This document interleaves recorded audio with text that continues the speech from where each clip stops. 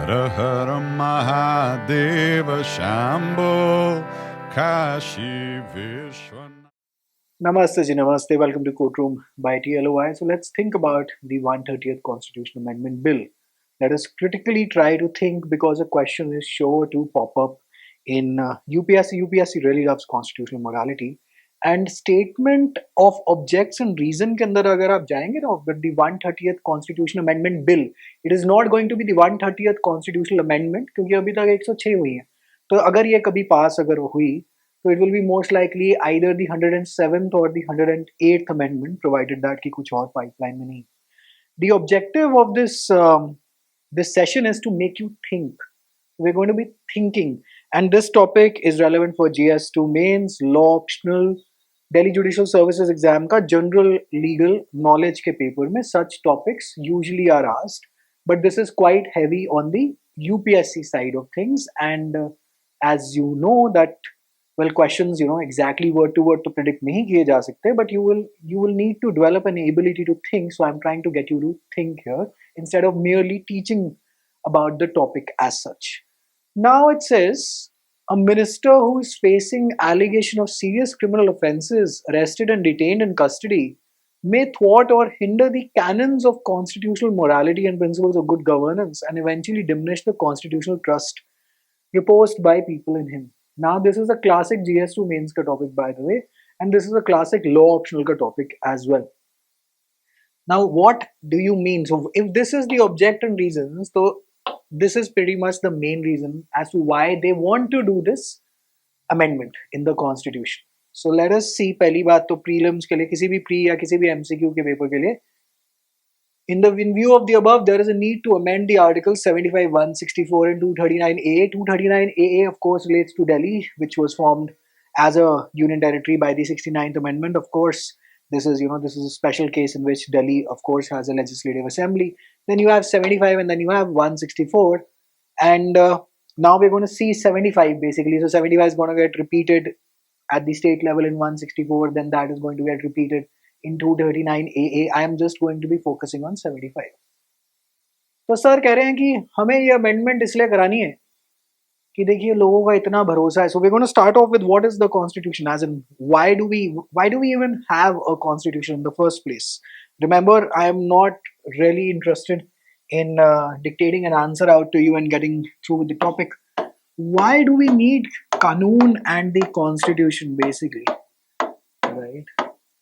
अगर हम इसको समझें तो let us say that there is this shape का land that is there on planet Earth, right? And well, some people are living there, correct? Now they will form a group and say कि ये area, इस area में हम लोग रहते हैं, we the people, correct? अब we the people के अंदर क्या हुआ है? So this is, you can take this to infinity. Why do we need कानून in the first place? कानून के पिताजी का नाम है कलेश, क्योंकि भाई जितने लोग उतनी विचारधाराएं, उतनी थिंकिंग, उतनी लड़ाई, तेरा क्या है मेरा क्या है, right? So हमारी सारी की सारी rights and liabilities. So we have put a law in place. But how are we exactly going to govern ourselves? Who exactly are we as a people? That we have basically decided in the constitution. Give me 1 second while I catch hold of the preamble. So we the people, right? तो ये हमने preamble के अंदर हम क्या बता रहे हैं? हम पहले ही शुरू हो जाते हैं कि भाई हमारा देश, हमारा पृथ्वी का टुकड़ा कैसा हो, हम जहां पे यहाँ पे ऐसे रहेंगे तो हमारे इन वैल्यूज के जैसा हो. अंडरस्टूड? अब इन वैल्यूज को हमने सबसे पहले पार्ट 1 के अंदर the union and it's territories पहले डिसाइड कर लिया कि भैया ये रहा शेड्यूल 1, ये रहा शेड्यूल 4, ये रहा आर्टिकल 1 to 4, कि हमारे पास यूनियन मतलब ये हमारी, इसके अंदर ये वाले टुकड़े को क्या कहेंगे, ये वाले को क्या कहेंगे, ये वाले को क्या कहेंगे, राइट? शेड्यूल 1 के अंदर 28 and 8 union territories and state के लिए दे रखी है. शेड्यूल 4 के अंदर आपका काउंसिल ऑफ स्टेट्स के बारे में बात करी हुई है कि स्टेट्स एज इन स्टेट्स की कितनी रिप्रेजेंटेशन होगी in the council of states without getting into advance levels of polity.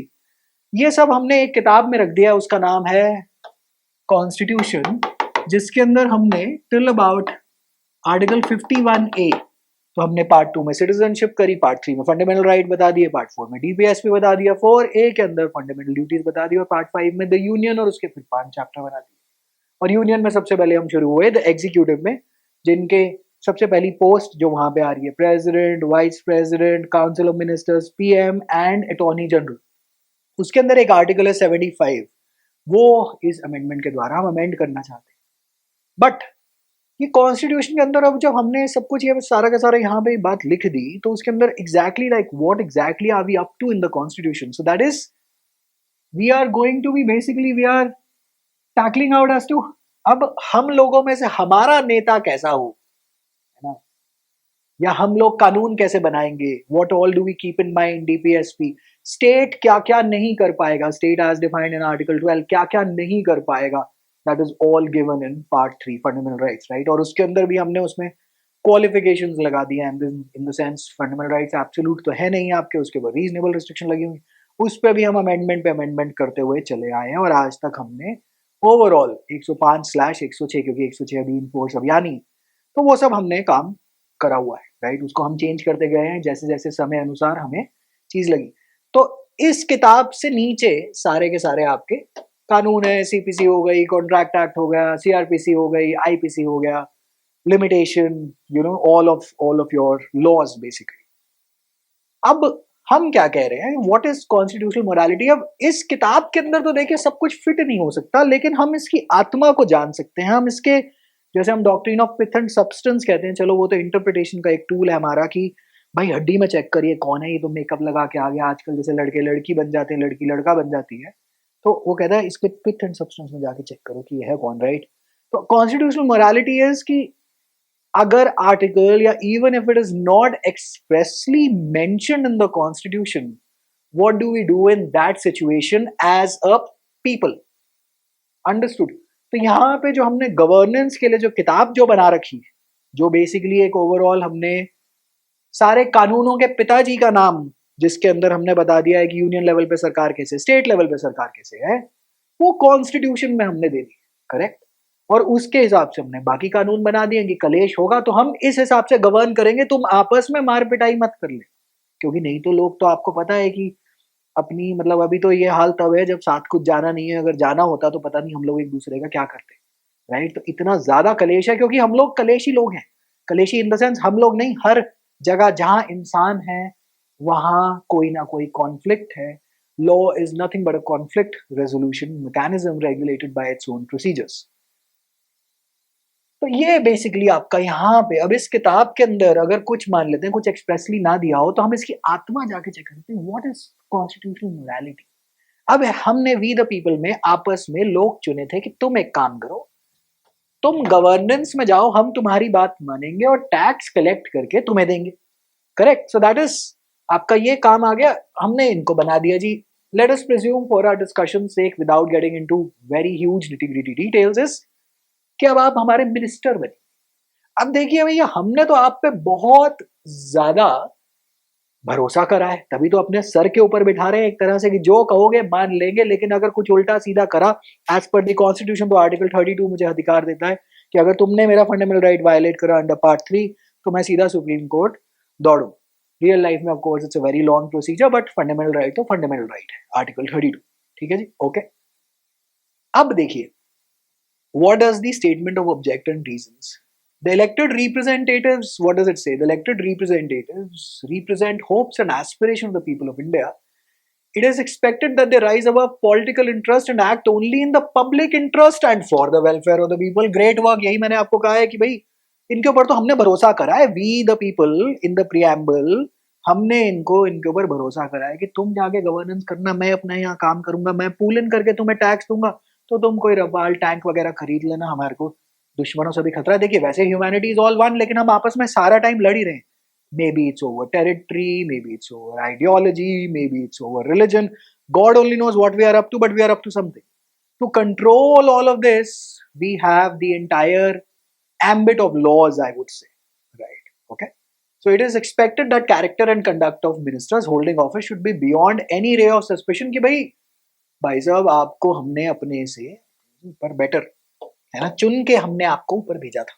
चलिए मिनिस्टर के केस में तो 6 महीने अगर ना भी चुनाव हो तो भी चलता है, लेकिन वो राज्यसभा की आपकी नॉमिनेशन LS ASS के ग्राउंड से literature sports art social service नहीं, स्पोर्ट्स नहीं है वहाँ पे, which of the following is not हमेशा, literature science I think, sports तो बिल्कुल नहीं है, सोशल सर्विस के अंदर हम आपको नॉमिनेट करवा देंगे बेसिकली राज्यसभा के। स्पोर्ट्स में हमेशा एमसीक्यू आता होता है, which of the following is not a ground for nomination to the Rajya Sabha. तो वहां से आपको पीछे से basically this is sort of a backdoor entry mechanism कि आपको मिनिस्टर हम बनवा देंगे।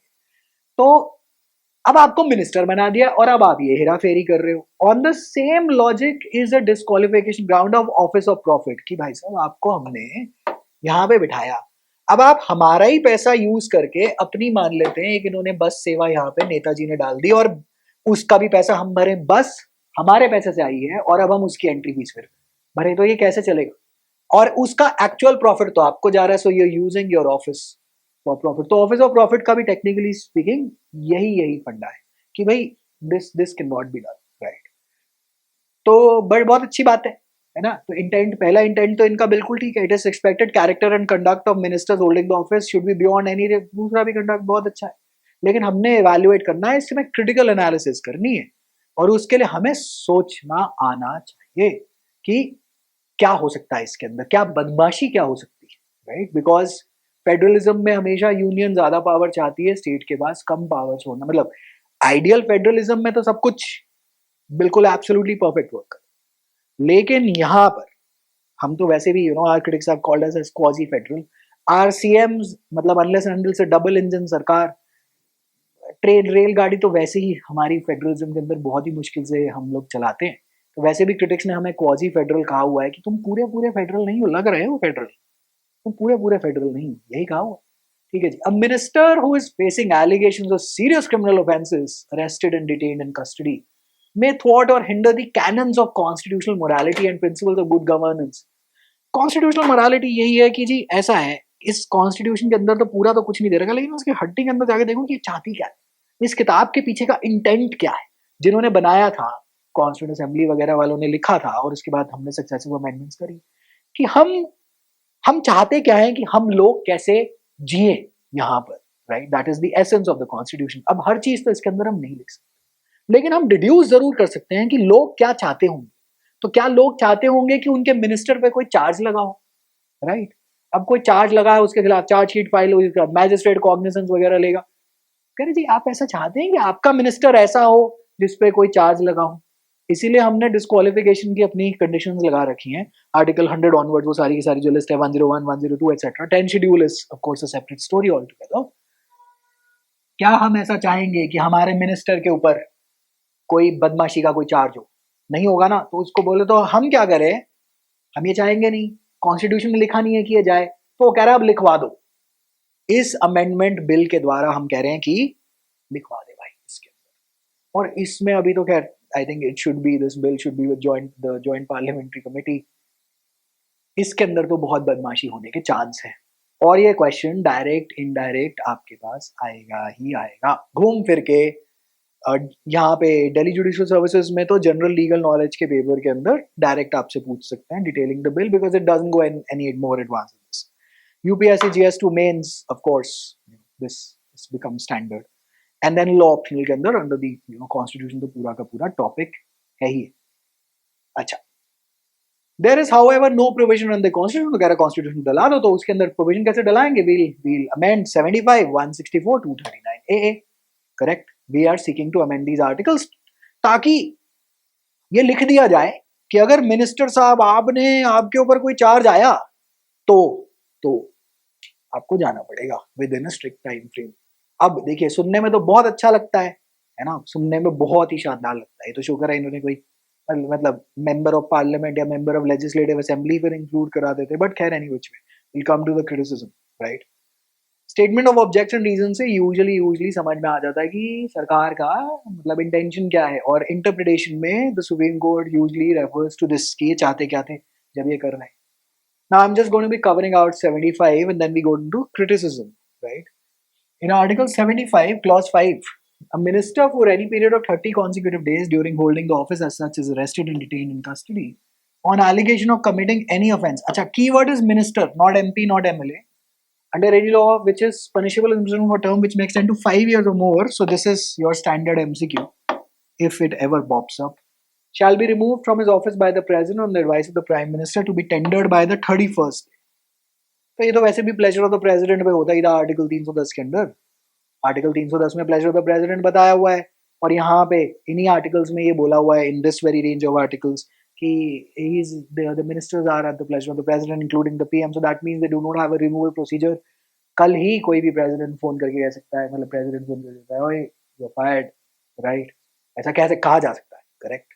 अच्छा, तो वो तो हम वैसे भी हटवा देते.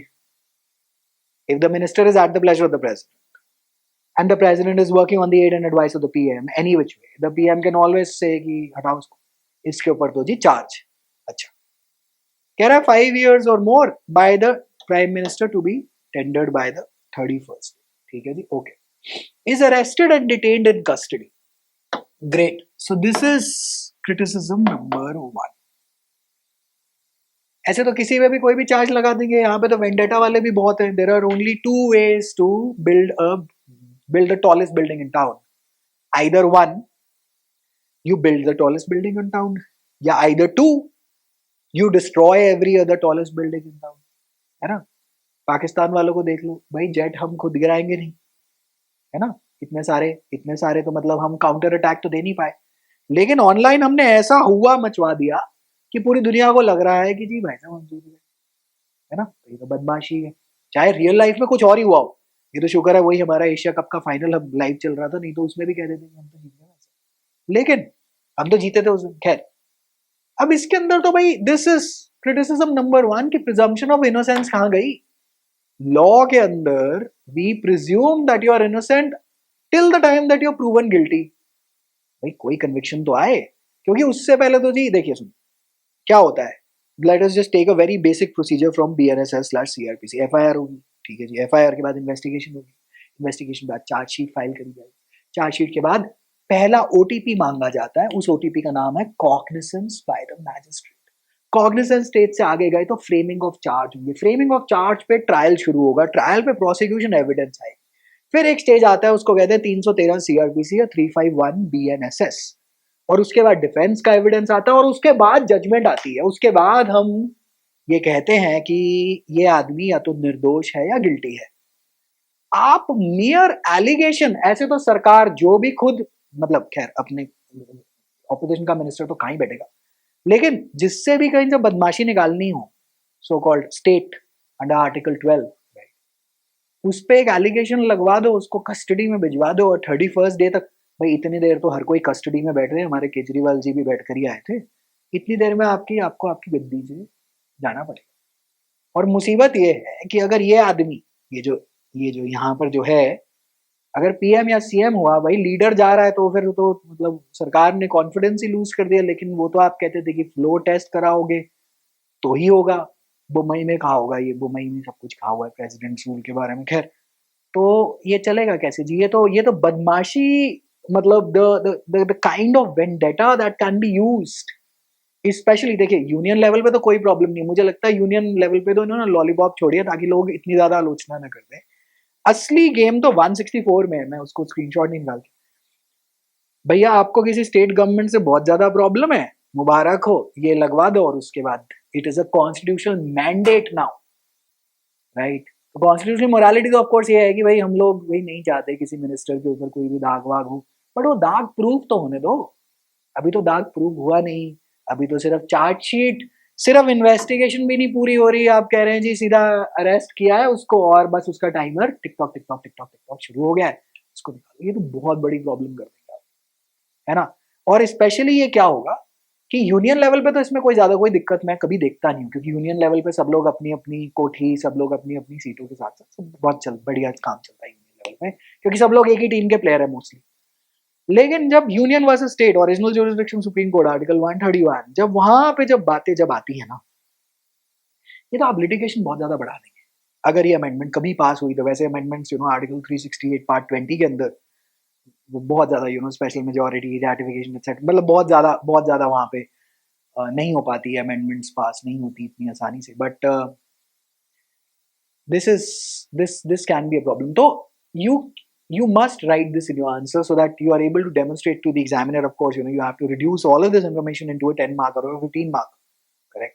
तो वो आप इसकी तैयारी रखिएगा कि आप कैसे इसकी आलोचना करके आएंगे अपने आंसर में, राइट.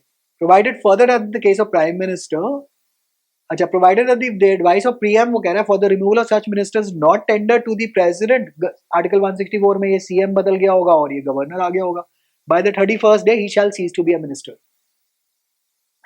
ये तो वो हो गया, वही सुप्रीम कोर्ट के जज का 65वां हैप्पी बर्थडे हुआ और कह रहे चलो चलो जी, आपका समय हो गया है, अब आप जाइए. Of course you will not plead or act in any court anymore, but as a retired judge we can still call you back to hear a case perhaps in article 128. That's a separate story. But provided further that in the case of prime minister who for any period of 30 consecutive days during holding the office as such is arrested and detained in custody on allegation of committing an offence under any law for the time being in force, which is standard clause, which is punishable for a term which makes shall tender his resignation by the 31st day. तो कह रहा है PM के case में वो खुद ही resignation by the 31st day आप करेंगे. All right. And then of course provided nothing in this clause, आप दोबारा बन सकते हैं, कोई बात नहीं जी, you can be subsequently appointed. And PM is not appointed by the people of India, PM is appointed by the president on the the advice जो आपकी जो मेजोरिटी जो पार्टी की बना रही है वहां पे सरकार. कह रहे नहीं कुछ, without going into the again the depths of the nitty-gritty details of polity, but any which way.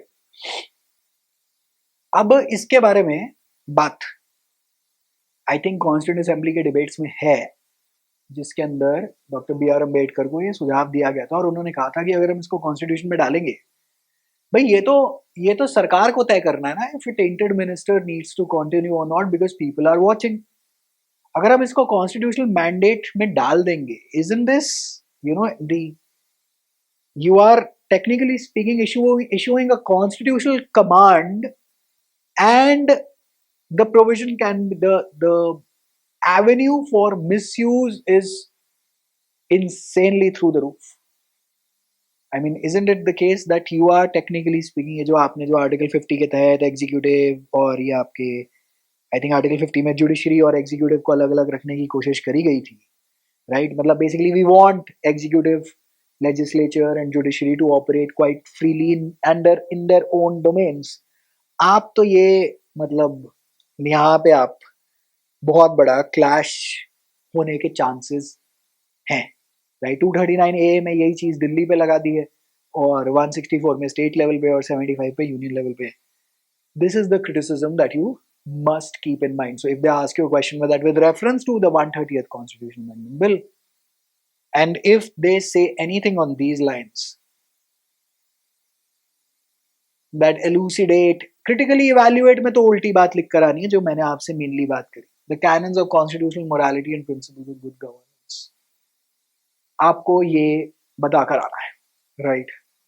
And you have to think like this, you have to have an understanding of law, governance overall, and what exactly are we up to when we are studying these subjects, right.